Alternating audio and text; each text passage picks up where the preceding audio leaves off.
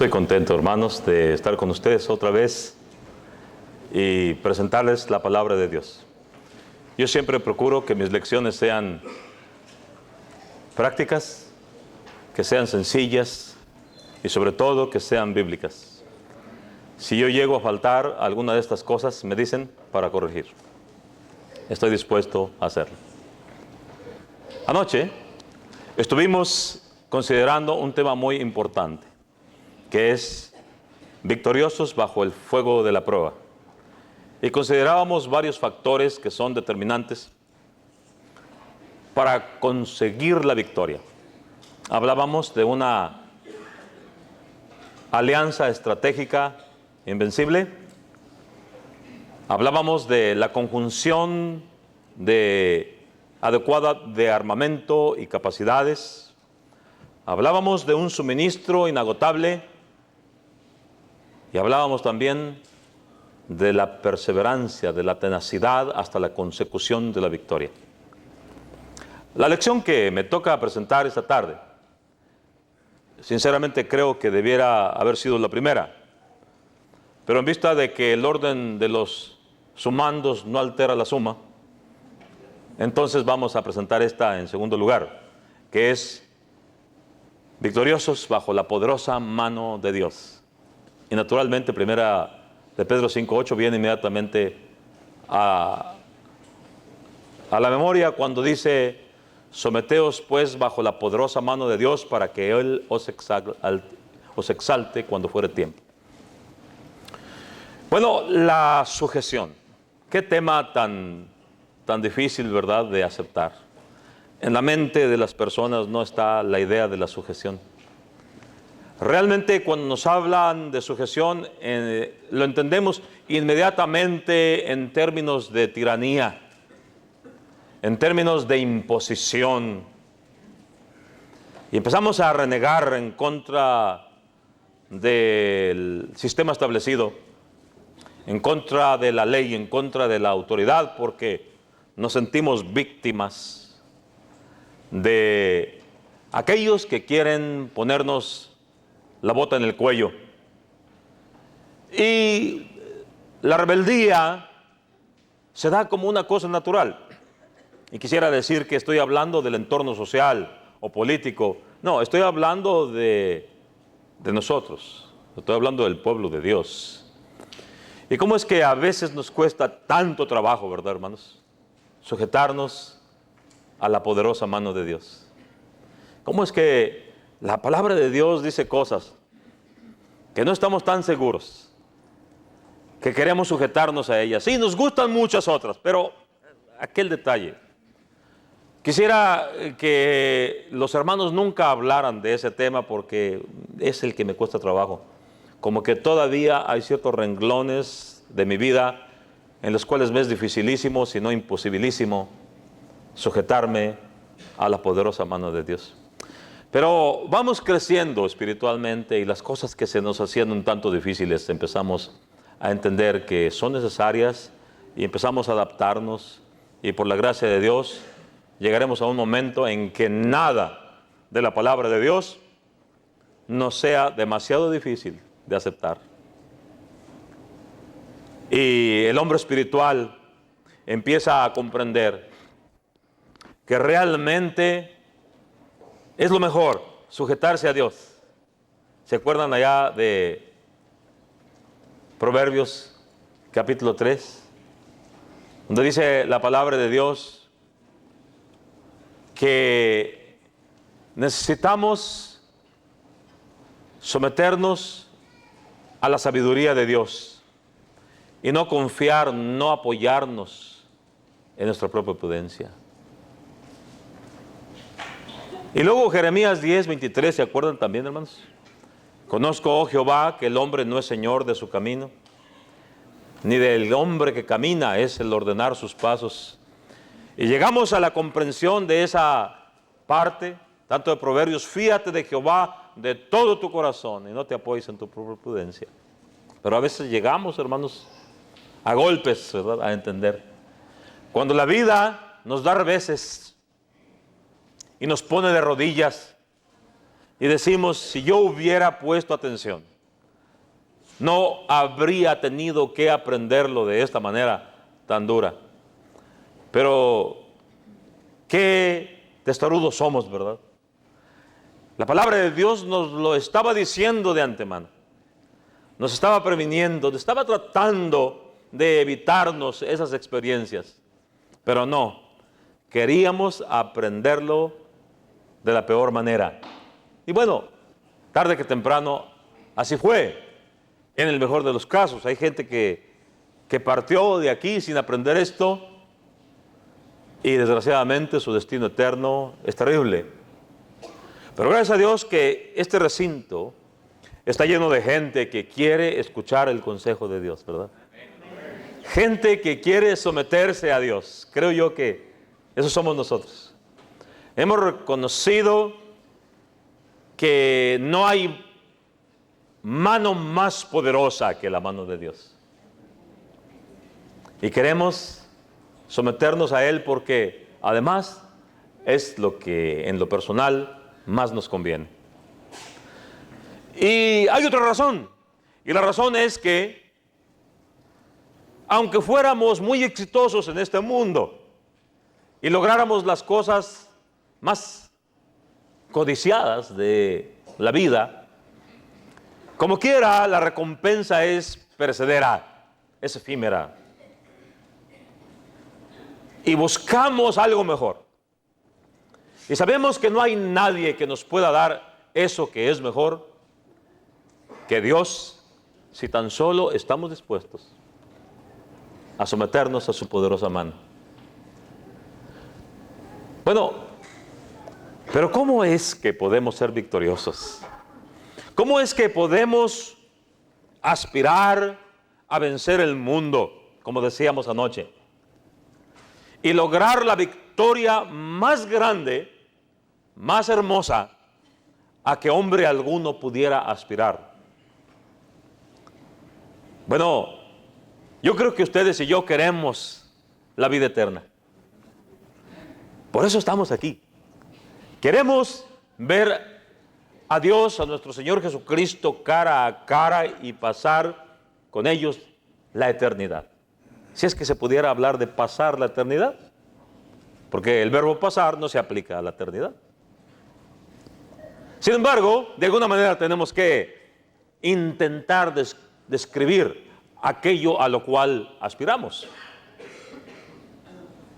Y bueno, yo quiero hacer esto, porque si yo gano a todo el mundo y pierdo mi alma, ¿qué he ganado? Si yo lograra las riquezas que ha ganado don Carlos Slim, o Bill Gates, o algunos de los grandes magnates del mundo, sigo siendo un pobre millonario, un pobre miserable, que logró lo mejor de este mundo, pero perdió lo mejor de la eternidad. Y una vez perdida la eternidad, lo hemos perdido todo, porque va a llegar un día en que vamos a dejar este mundo. Y entonces, ¿qué habremos ganado? ¿Qué éxito habremos tenido? ¿Que le pongan una placa con nuestro nombre a una calle en nuestro rancho? ¿O una estatua en Paseo de la Reforma? ¿O en la Quinta Avenida en Nueva York? ¿O que se haga un mausoleo de mármol impresionante en donde se arrecholen nuestros huesos allí? Realmente no habremos ganado nada si ganamos el favor y el reconocimiento de los hombres. De manera que nosotros miramos más arriba. Nosotros buscamos una victoria permanente. Ni los que han ganado las más gloriosas batallas, ni establecido los más impresionantes reinos, ni vencido a lo largo de la historia a las mayores potencias, habrán logrado lo que nosotros estamos tratando de lograr: la victoria en Cristo Jesús para vida eterna. Todos nosotros, desde el momento en que estamos aquí sentados en estas butacas, escuchando estas cosas, ya somos más que vencedores. Y la victoria está a la mano. Ustedes y yo, hermanos, somos las personas más victoriosas que puede haber en el mundo. Porque estamos, hermanos, logrando la victoria eterna al lado de Cristo Jesús. Pero vuelvo a lo mismo. ¿Qué es lo que se necesita? Anoche mirábamos 4 elementos que se necesitan para la consecución de la victoria. Y ahora quiero compartir con ustedes otros 4 que nos van a ayudar. El primero de ellos es que necesitamos un entendimiento claro de la situación real. ¿De qué cosa se trata esto? Miren, hermanos, líderes religiosos dentro de nuestras propias filas, hablando de la iglesia de Cristo, han desviado el propósito de lo que estamos haciendo. Influidos por Satanás, han cambiado la función, la organización, la adoración, la fe de la iglesia, desviándola del propósito para el cual fue creada y puesta sobre la tierra. Hay entre nosotros, hermanos, y me van a disculpar que hable con tanta claridad, que en este momento están pensando que la iglesia es para entretener a la gente y hacen lo posible porque sus mensajes no lastimen, nada más le den a la gente por su lado, rascarles donde tienen comezón, como dijo el apóstol Pablo, agradar a la gente. Y entonces, como resultado de esto, las iglesias se han convertido en un show artístico, lleno de aplausos y de reconocimientos y de obras de teatro, circo, maroma y teatro, de días de campo, de partidos de fútbol, de convivios y hasta de convivios, con el fin de atraer y retener a la gente. Hermanos, la verdad es que si se tratara de tener gente, yo pienso que todos nosotros aquí tenemos ideas muy grandes de cómo atraer gente y el talento incluso para convertir a esto en un show artístico y que la gente llegue. Pero ese no es el propósito de la iglesia. Oh, sí, podemos convivir, podemos ir de día de campo, podemos tener convivios entre nosotros, debemos hacerlo. La iglesia comía junta con alegría y sencillez de corazón, pero ese no era el propósito de la iglesia. El propósito de la iglesia no era entretener, no era divertir, no era promover el deporte. El propósito de la iglesia era y es la salvación de las almas, la predicación del evangelio. Y todo lo demás es secundario, incluso la benevolencia.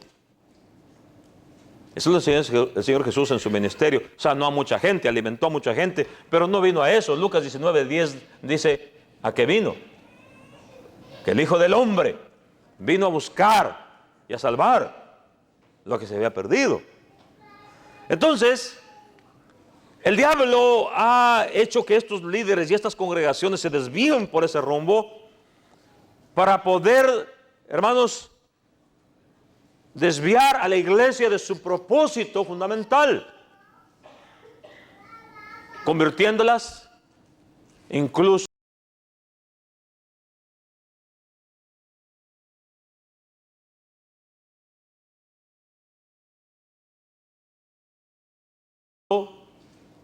en lugares de comercio, en donde ya todo se comercializa y se aprovecha al poco dinero que tienen los hermanos. Bueno, que hagan lo que les dé su gana. Finalmente nosotros debemos tener una idea bien clara de qué se trata esto. ¿Se acuerdan, hermanos, que anoche hablábamos acerca de lo que dijo Dios, de qué se trataba esto? Génesis 3:15 lo dijo bien claro. Hablando el Señor a la serpiente le dijo: y enemistad pondré entre ti y la mujer, entre tu simiente y la simiente tuya. Esta te herirá en la cabeza y tú andarás acechando su calcañar. Yo pregunto, ¿qué cosa de este versículo no se entiende? ¿Quién no entiende que hay pleito entre Dios y Satanás? Entre el pueblo de Dios y el pueblo del diablo. ¿Por qué queremos entenderlo de otra manera? Si hiciéramos un estudio concienzudo de Génesis 3:15, ¿a qué conclusión llegaríamos? ¿Que somos muy amigos? ¿Que podemos aceptar las estrategias del diablo e incluso adoptar algunas de las cosas que ellos hacen y que está bien? Pienso que no. Pienso que cualquiera de nosotros podemos entender claramente que Dios desde el principio advirtió: hay pleito entre mi pueblo y el tuyo, y te vamos a ganar, te vamos a vencer. Y les decía, la Biblia entera, desde Génesis 3:16 hasta el final, Apocalipsis 22, es la crónica de una muerte anunciada. ¿Cómo es que el pueblo de Dios finalmente va a salir victorioso sobre las huestes del enemigo? Nos acordábamos también de Efesios capítulo 6, ¿verdad? Empezando en el versículo 7. Por lo demás, hermanos, fortaleceos en el Señor y en el poder de su fuerza. Vestíos de toda la armadura de Dios, para que podáis resistir contra las acechanzas del diablo. Porque no tenemos lucha contra carne ni sangre, sino contra principados, contra potestades, contra gobernadores de las tinieblas de este siglo, contra huestes espirituales de maldad en las regiones celestes. Por tanto, tomad toda la armadura de Dios, para que podáis resistir en el día malo, y habiendo acabado todo, estar firmes. Vestidos pues de toda la armadura de Dios, dice, ceñidos vuestros lomos con la verdad, vestidos con la coraza de justicia, calzados vuestros pies con el apresto del evangelio de la paz. Sobre todo, tomad el escudo de la fe, para que podáis apagar los dardos de fuego del maligno.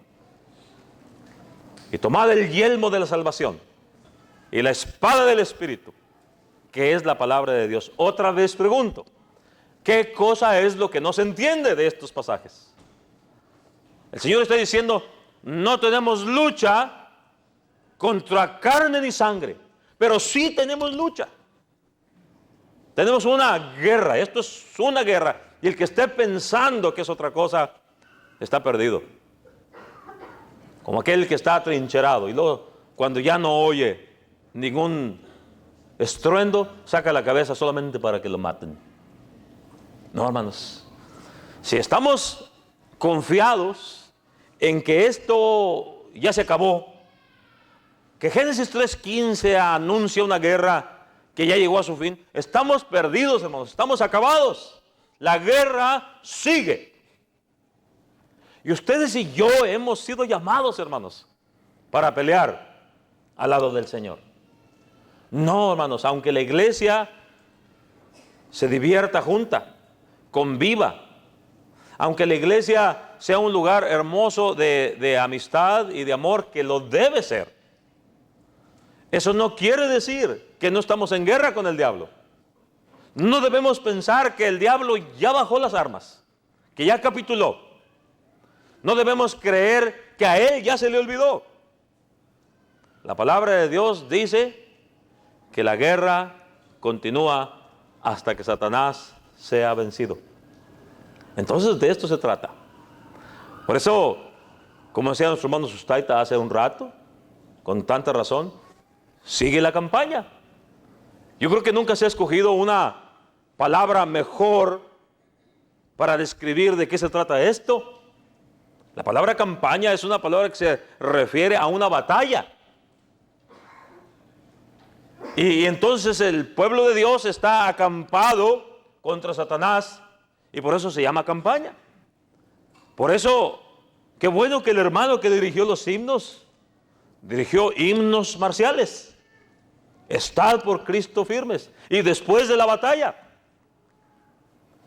Gracias, hermano, de los himnos, nunca mejor escogidos. Se trata de que estamos en guerra. Y soldados y soldaderas, todos, de alguna manera, estamos contribuyendo para vencer al enemigo y darle la victoria a Cristo Jesús. De manera que tengamos una idea bien clara de lo que se trata. En segundo lugar, hermanos, necesitamos la adopción absoluta de la causa de Cristo. Sí, porque no hay soldado que le haga mayor daño a cualquier causa que aquel que no está convencido de que vamos a pelear y de que vamos a sufrir y de que posiblemente muramos. El soldado cobarde hace mucho daño a cualquier causa. Entonces nosotros tenemos que estar plenamente convencidos de que esto vale la pena, de que estamos del lado de Cristo. Hermanos, si esta indecisión, esta inseguridad con respecto a lo que estamos haciendo y del lado de quién estamos, siempre ha sido un problema del pueblo de Dios. Ustedes se acordarán que en cierta ocasión el profeta Elías se tuvo que enfrentar a esta situación. Primero de Reyes 18:21 dice: y se acercó Elías al pueblo y le dijo: ¿hasta cuándo claudicaréis entre dos pensamientos? Si Jehová es Dios, seguidle, y si Baal, id en pos de él. Y el pueblo no respondió palabra. ¿Se acuerdan de ese pasaje tan famoso en que Elías hace una matazón de profetas de Baal? Después de, claro, se burló de ellos, porque su Dios no encendía el sacrificio que le habían propuesto. Pero antes de que esto haga y de que termine así este episodio, primero arenga al pueblo y les dice: bueno, ¿hasta cuándo van ustedes a estar entre dos pensamientos? Que a veces sí quieren servir a Dios, que a veces no quieren servirlo, que a veces piensan que Dios es el único Dios del universo, y a veces piensan, bueno, hay otros dioses que también podemos servir.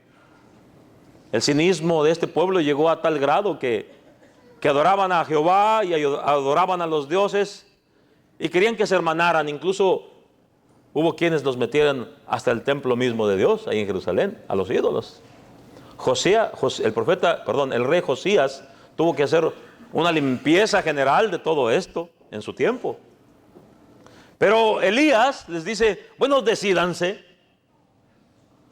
Si están convencidos de que Dios es el único, bueno, síganlo. Y si Baal, bueno, pues también síganlo. Y la parte más triste de este versículo es la última parte, donde dice: y el pueblo no contestó palabra. ¿Saben por qué el pueblo no contestó palabra? Bueno, hay muchas razones, pero las más peligrosas es que el pueblo no responde cuando tiene planes todavía de seguir siendo infiel. No está seguro el pueblo. Sí nos gusta la palabra de Dios. Qué bonito sermón. Cómo me gozo cuando escucho la palabra de Dios. Pero salgo a la calle, hermanos. Allá cuando ando solo, o pienso que ando solo y que nadie me ve, y vuelvo a servir a Baal, ¿no es cierto? ¿Cómo me atrae el mundo? Y ahí voy otra vez a hacer lo mismo. Y cuando escucho la palabra de Dios, quedo convencido de que así es. Pero me pasa lo que le pasaba al pueblo de Israel. No digo palabra. No me quiero comprometer. Sé que es cierto, pero no me comprometo. Bueno, al paso del tiempo, el pueblo ha sido así. Antes de Elías, Josué había tenido el mismo problema, ¿se acuerdan? Allá en Josué 24, 15 y 16. Ahora pues, temed a Jehová y servidle con integridad y en verdad, y quitad de en medio de vosotros los dioses que sirvieron vuestros padres del otro lado del río y en Egipto, y servid a Jehová. Y luego el versículo que todos conocemos, ¿verdad? Me ayudan a decirlo. Y si mal os parece servir a Jehová, escogeos ahora a quién servir. Si a los dioses que sirvieron vuestros padres del otro lado del río, o a los dioses de los amorreos en cuya tierra habitáis. Y luego, ¿cómo dice? Que yo y mi casa serviremos a Jehová. Bueno, cuando menos alguien tuvo vergüenza, ¿verdad? En su tiempo. Cuando menos alguien tuvo el valor de decir, bueno, ustedes, yo no sé qué van a hacer. Lo que sí sé es lo que mi familia y yo vamos a hacer. Servir a Jehová. Pero vean ustedes, el mismo problema. Un pueblo vacilante. Un pueblo indeciso. Que está, hermanos, oscilando con esta actitud detestable, actitud pendular. A veces sí queremos, a veces no queremos. A veces andamos muy encendidos y a veces andamos muy apagados. Qué terrible, qué terrible. El Señor Jesús lo dijo en Apocalipsis, no eres ni frío ni caliente. Y el único resultado es que te voy a vomitar de mi boca. Bueno, entonces, esto es resultado de una relación muy pobre entre Dios y el hombre. Por eso se tiene esa actitud de indecisión que describía Santiago en el capítulo 1, versículo 8. El hombre de doble ánimo es inconstante en todos sus caminos. Bueno, entonces, ¿qué es lo que necesitamos? Necesitamos, hermanos, adoptar la causa de Cristo de todo corazón. Por eso decía el apóstol Pablo, no me avergüenzo del Evangelio. Romanos 1:16. Había muchas razones para avergonzarse en aquella época del Evangelio. El apóstol Pablo podía haberse avergonzado delante de los judíos por haber dejado una posición de tanto prestigio entre ellos y seguir al maestro itinerante de Galilea, perdiéndolo todo.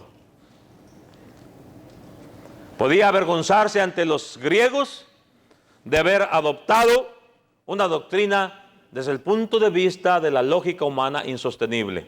Por eso se burlaron de él en el Areópago, allá en Hechos capítulo 17. Sí, él podía haberse avergonzado y dijo, no me avergüenzo. Él estaba del lado de Cristo sin la menor duda. Lo mismo dijo en 2 Timoteo 1:12.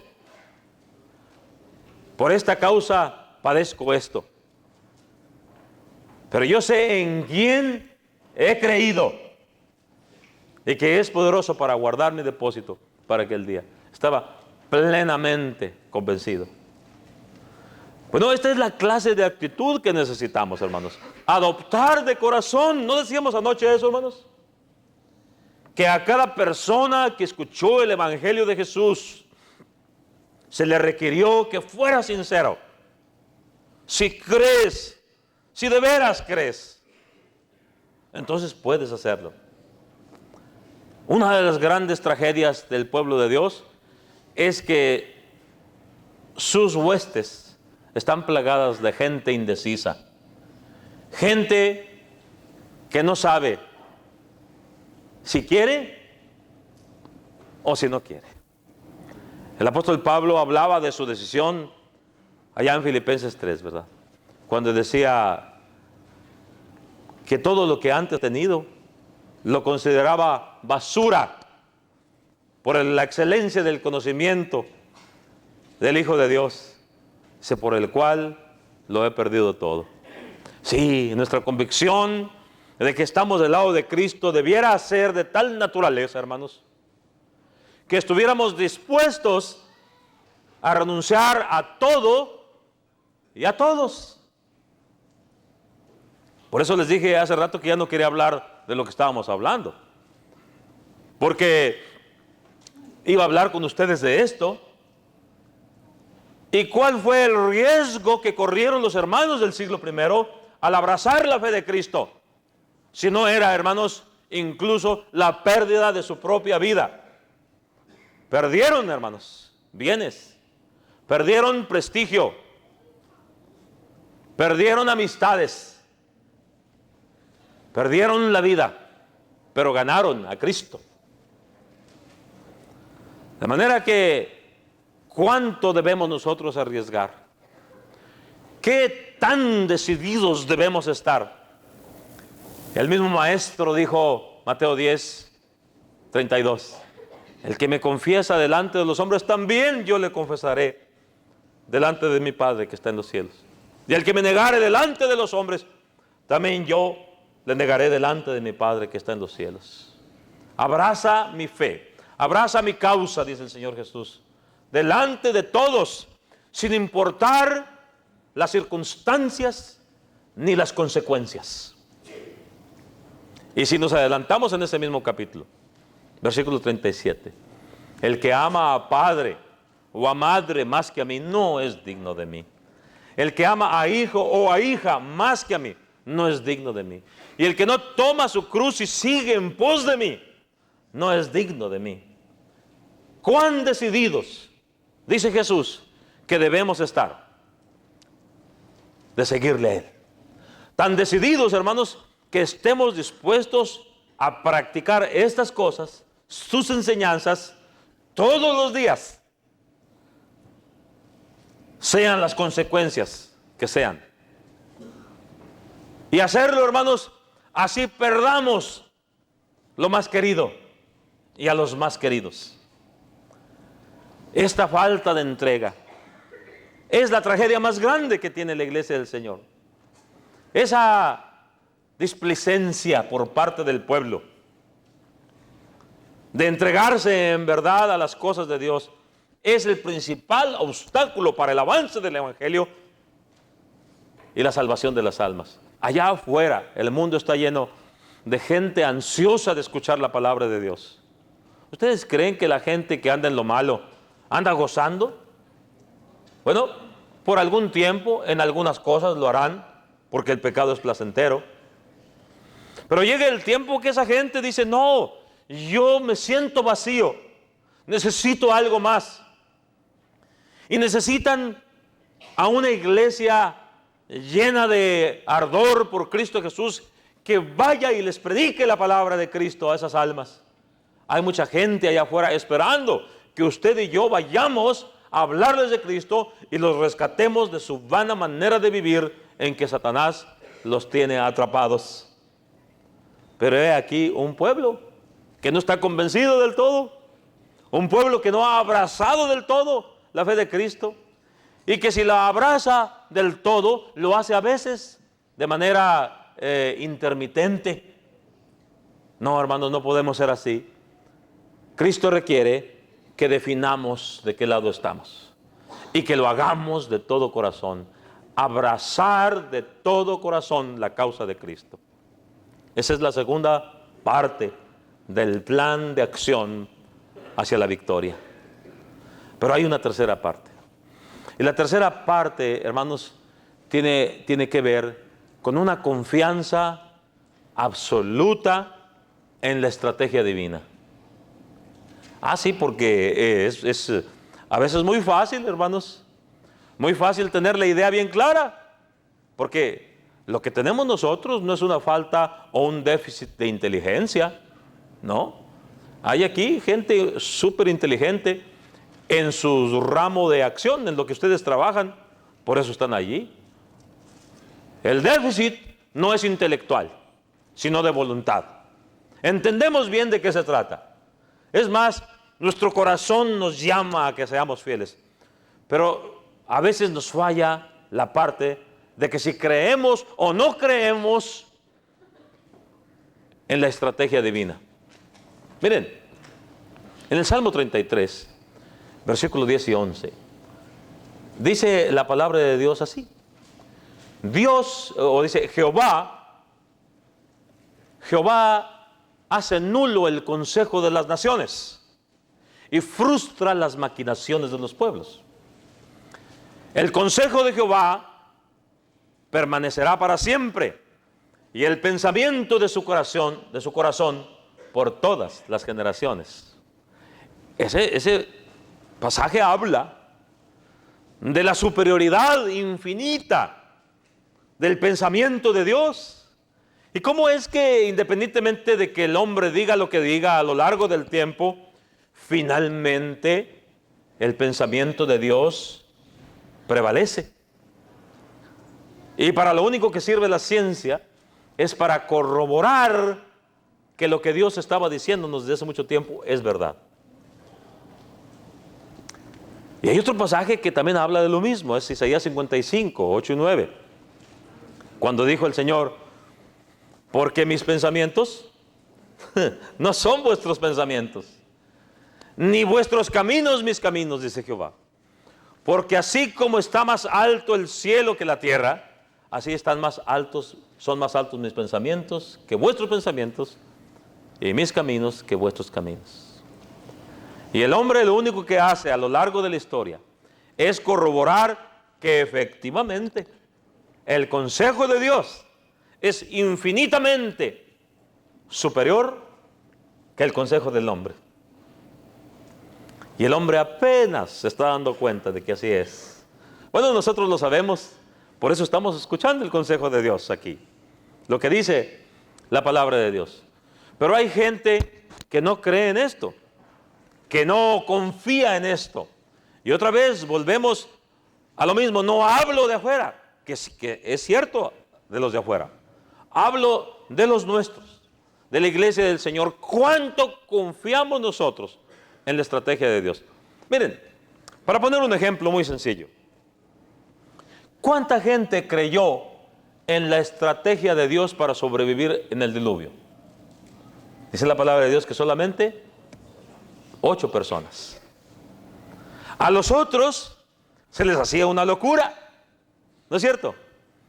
A lo largo de 120 años, Noé, pregonero de justicia, hizo el intento de convencer a aquel pueblo que venía un gran diluvio que iba a borrar de la faz de la tierra al género humano.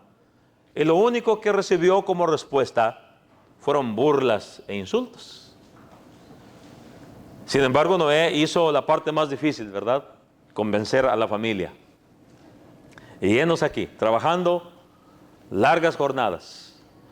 No podían ir, hermanos, a una ferretería a comprar clavos, ni a una maderería a comprar maderas. Tenía que ir, hermanos, al bosque a cortar, a talar, a forjar los clavos, los tornillos, y también, hermanos, a labrar la madera, para luego venir y ensamblar. Por muchos años estuvieron haciendo aquello, y todo esto bajo el fuego del enemigo, las burlas del pueblo asusado por Satanás. Entonces, hermanos, esta era la estrategia de Dios.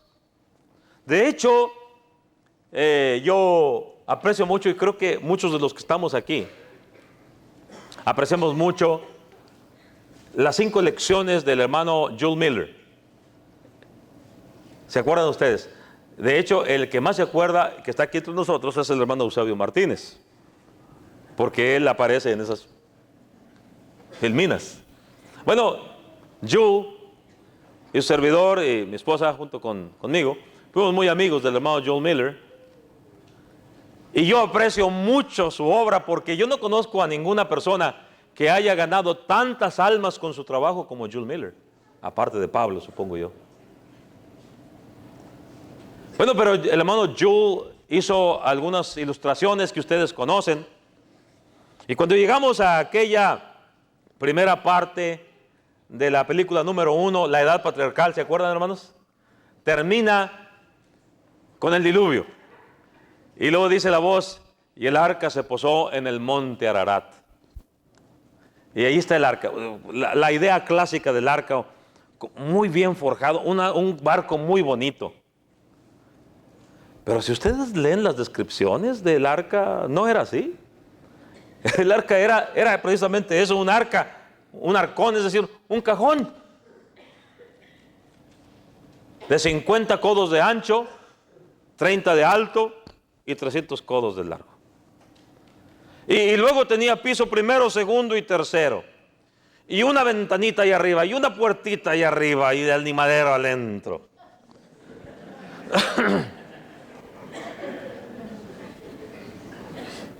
La señora de Noé y las nueras fueron las primeras que pudieron haber dicho, oye, pues ¿de qué se trata esto?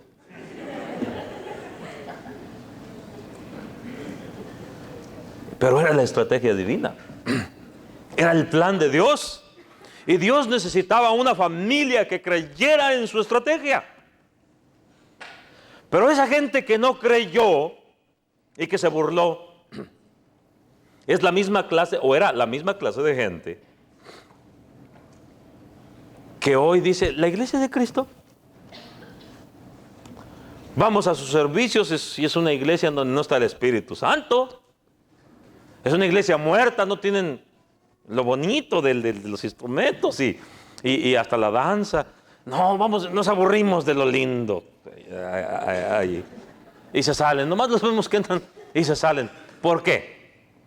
Porque son personas que no creen en la estrategia divina. De la misma manera como el arca de Noé no era atractiva, pero salvó a 8 personas, de donde venimos todos nosotros. Qué bueno que se salvaron 8. Si no, no estuviéramos aquí. Era la estrategia divina y funcionó. Cuando David está a punto de morir, le dice a Salomón, mira hijo, Dios no me dejó a mí que yo le construyera su casa, por las razones que ya sabemos. Pero mira, te entrego materiales y te entrego los planos que fueron hechos, diseñados por el dedo de Dios. Y Salomón lo único que hace es venir y ejecutar el proyecto. Pero cuando nosotros vemos, hermanos, la descripción del templo del Señor en Jerusalén, pues no, pues comparado con otras construcciones como el templo de Diana de los Efesios, pues realmente no es una cosa muy grande. Sí, fue una de las 7 maravillas del mundo antiguo y seguramente era suntuosísimo, pero era pequeño comparado con otras construcciones de la época. Pero había una cosa muy interesante, muy importante acerca de esto, y es que Dios lo había diseñado. Es el proyecto de Dios. Y es que, hermanos, tenemos que creer en Dios. Tenemos que entender que si el Señor nos manda los actos de culto que nosotros estamos practicando, es porque los estamos viendo en la estrategia divina. Con esta iglesia que no le gusta a los hombres, es con la iglesia que piensa salvar al mundo y vencer a Satanás. Él sabe lo que hace mejor que nosotros. Oh, sí. Entonces, hay que tener un entendimiento claro de las cosas, una adopción sincera de la causa de Cristo, una confianza absoluta en la estrategia divina. El Señor Jesucristo lo corroboró. ¿Se acuerdan allá en Juan capítulo 12, 48 y 49 lo que dice? El que me rechaza y no recibe mis palabras, tiene quien le juzgue. La palabra que yo he hablado, ella le juzgará en el día postrero. Y el 49 dice, porque yo no hablo lo que yo quiero, sino que el Padre que me envió, no hablo de mí, sino que el Padre que me envió, Él me ha dicho lo que he de decir y lo que he de hablar. Es la estrategia de Dios todo esto. ¿Y se acuerdan allá en Lucas 22 cuando el Señor está sudando gotas como de sangre, angustiado a la sombra de la cruz en el Getsemaní? Dice, Señor, Padre, dice, si es posible que pase de mí esta copa, pero no como yo, sino como tú, Señor, quieres, hágase. Bueno, el Señor Jesús sabía que esa era la estrategia divina. ¿Le gustaba? No, no le gustaba. ¿Le angustiaba y tenía temor? Sí, le angustiaba y tenía temor. Pero tuvo que ser valiente para llevar hasta el final, hasta el último detalle, la estrategia divina. Por eso dijo en la cruz, consumado es. No, a veces no nos gusta lo que Dios nos manda en su palabra. A veces nos parece ilógico. A veces nos parece sin gracia aquello. Pero Dios en su infinita sabiduría planeó las cosas como Él quiso para nuestro propio bien. Decía nuestro hermano Paco en la mañana. No entendemos a veces las cosas, ¿verdad? ¿Qué tiene el agua que ver con el plan de salvación y el perdón de los pecados? Bueno, a mí ni siquiera me interesa investigar el asunto. ¿Por qué? Me basta y me sobra con que es la estrategia divina. Así lo dice su palabra. Ponerme yo a discutir con Dios porque no entiendo, con mi mente pequeñita, limitada, a querer discutir con Dios. ¿No esa era acaso la mente que tenía Naamán? Abana y Farfar, ríos de Damasco, no son mejores que todas las aguas de Israel. Si me sumergiere en ellos, ¿no seré limpio? No, no serás limpio. Porque todo esto tiene que ver con las instrucciones de Dios, con la estrategia de Dios que no tiene sentido para el hombre. Pero el hombre, confiado en su propio juicio y apoyado en su propia prudencia, vean ustedes lo que hace. ¿Por qué este mundo está patas para arriba, hermanos? ¿Por qué hay tanta confusión en el corazón de las personas? ¿Por qué hay tanta guerra, como dice Santiago? ¿Por qué hay tanto problema en el mundo? No es porque el hombre, dejando el consejo de Dios y cerrando la Biblia y diciendo ese libro es anacrónico, es inútil, es arcaico, ¿cómo vamos a recurrir a él para saber lo que vamos a hacer? Bueno, pues eso estás como estás. Por eso estamos sufriendo lo que estamos sufriendo. Tanta confusión en la mente del hombre. Gracias a que hemos dejado de lado la estrategia divina. Finalmente, hermanos, se necesita otro factor muy importante para lograr la victoria en Cristo. Una confianza plena en el resultado final. Anoche hablábamos acerca de que la victoria está asegurada. Bueno, eso es cierto. ¿Y saben por qué es cierto? ¿Por qué está asegurado el triunfo final del pueblo de Dios? Primero, porque Dios lo prometió en Génesis 3:15. Ya lo dijimos. ¿Y qué cosa puede Dios decir que no se cumpla? ¿Qué puede Dios predecir que no se haga? ¿Lo dijo y no lo hará? ¿Lo anunció y no lo ejecutará? Ciertamente la palabra de Dios no vuelve vacía. Dios cumple lo que dice. Y podemos estar ciertos de que cuando Él dijo que aplastaremos a Satanás finalmente y que lo va a aplastar bajo nuestros pies, ciertamente lo va a hacer. Pero no solamente por eso, sino porque Jesús tiene todo el poder. ¿No estudiamos eso anoche, hermanos? Jesús se acercó y les habló diciendo: toda potestad me es dada en el cielo y en la tierra. Es decir, ¿qué nos falta? ¿Qué cosa podemos necesitar que Él no la supla? ¿Cuántos recursos podemos utilizar en esta campaña que Él no esté dispuesto y sea capaz de proveer? Él puede y lo hará. Por eso les vuelvo a decir, Pablo decía: yo sé en quién he creído. Y se necesita gente que repita esas mismas palabras, que esté convencido, que sepa que la victoria está asegurada en Cristo Jesús. ¿Se acuerdan lo que decíamos el día de ayer? ¿Quién es el que vence al mundo? Sino el que cree que Jesús es el Hijo de Dios. Está asegurado porque los profetas de Dios así lo dijeron. El profeta Daniel dijo: y en los días de estos reyes, el Dios del cielo levantará un reino que no será jamás destruido, ni será el reino dejado a otro pueblo. Este desmenuzará y destruirá a estos reinos, pero Él permanecerá para siempre. Lo mismo dijo el apóstol Pablo en 1 Corintios 15:24 en delante. Dice: luego el fin, cuando entregue el reino al Padre. Dice que va a suprimir, cuando haya suprimido todo dominio y potencia y autoridad, dice, porque es necesario que Él reine hasta que ponga a todos sus enemigos por estrado de sus pies. Y el último enemigo que será destruido es la muerte. El que puede destruir la muerte está de nuestro lado.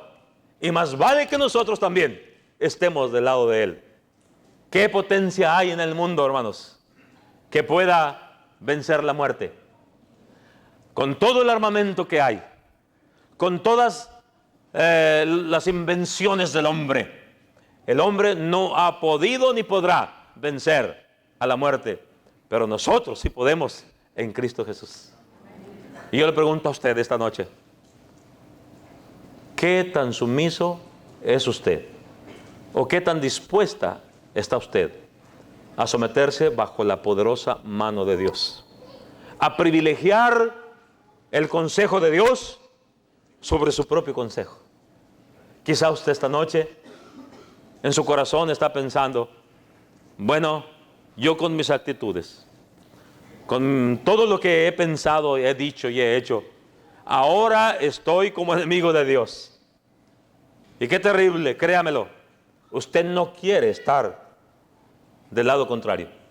No quiere ser enemigo de Dios, porque el escritor a los Hebreos lo dijo bien claro, horrenda cosa es caer en manos del Dios vivo. Y si usted está entre nosotros esta noche y su vida ha sido una vida de pecado, que requiere que usted hoy decida estar del lado de Cristo para tener esperanza de vida eterna, este es el momento y probablemente el único momento que usted tiene para venir a Cristo Jesús y estar de su lado y recibir de Él la bendición de la vida eterna. No se engañe. No es posible ser neutral. No hay una franja entre el reino del diablo y el reino de Cristo en que las personas puedan estar seguras. Colosenses 1:13 dice que Dios nos trasladó de la potestad de las tinieblas al reino de su amado Hijo. No hay terreno neutral. O está usted con Cristo o está usted con Satanás. Diga qué es lo que quiere. Tome la decisión esta noche, viniendo a Cristo a confesarle como el Hijo de Dios, para que le bautizamos para el perdón de sus pecados, mientras nos ponemos de pie y hacemos esta invitación.